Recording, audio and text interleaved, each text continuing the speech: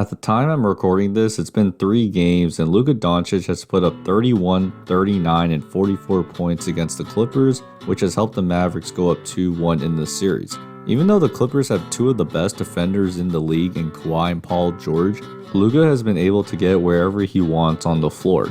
So how is he owning the Clippers? The Clippers initially started off by putting Patrick Beverley on Luka, which has not worked at all.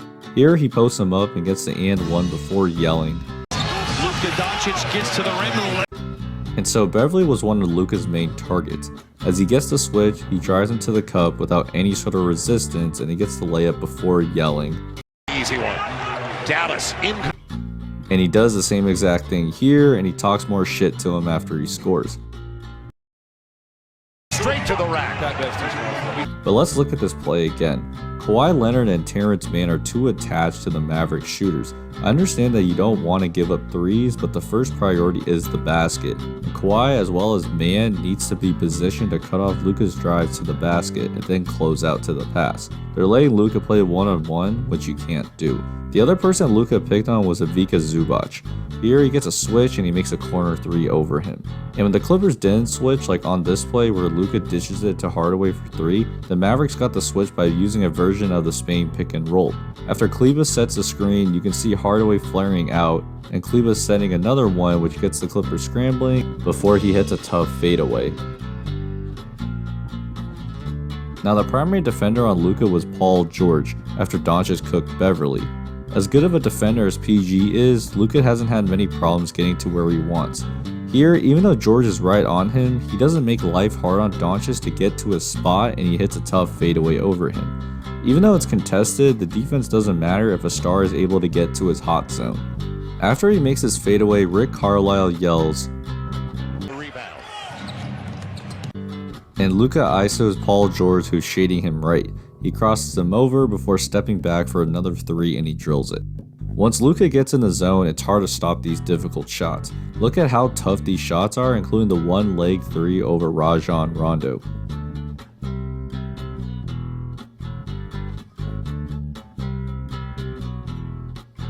But as great as Luka has been, the Clippers have made a lot of mistakes. They started doubling Luka, but you can only do that if you rotate properly.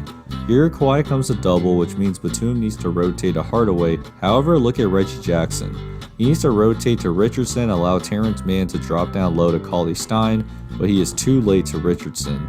The Clippers are lucky that there were only a couple seconds left, which meant the shot didn't count. The Clippers miscommunicate on this next possession. Here are some hot mics. He has 11. I love it. Doncic down the lane, runs into George, draws the contact but not a whistle, gets his own rebound and smooches it up and in. 12 points, 5, make it 4 rebounds and 4 assists for Luka. So for anyone that doesn't know what ice is, the primary defender on the ball handler should prevent the ball handler from using the roll man screen, as you can see in these images. Now the Clippers broadcast actually didn't catch the pick and roll, but ESPN did, and as you can see, Paul George does not ice like Ibaka tells him to, and Ibaka is out of position, which helps Luka get a layup.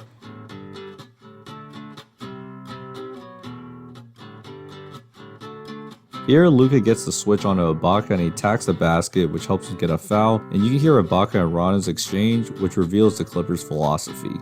And despite Luka's greatness, the Clippers trail by just 3. So again, I do understand that threes are something the Mavericks do specialize in, but at the same time, you can't be letting Luka get all the way to the cup.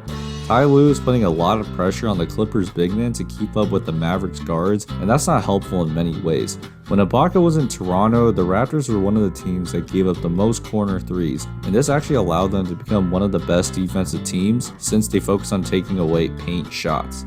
In this clip, if Paul George helps off Josh Richardson, that's honestly fine since he's only a 33% three-point shooter, so you would take your chances there rather than giving Luka 2 free throws even though he's been bad at the line. So here, Luka sets the pick and you can hear Rondo yell, In the half court. Batum doesn't switch and Hardaway gets 2 free throws. Now, it wasn't all bad for the Clippers. They actually put up some good defensive possessions. Remember that I said the Mavericks used the Spain pick and roll to help Doncic get the switch? So Carlisle calls it and you can hear Rondo say, Not only used his quickness, B, but he used his body to fend off.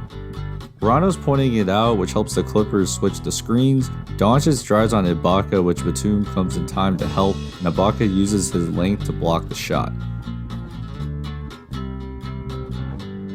Here, George goes under the screen to fight it, and Kawhi is set up at the elbow in case Doncic wants to drive. He dishes it to Kleber, who misses it badly. This was the Clippers' best defensive possession.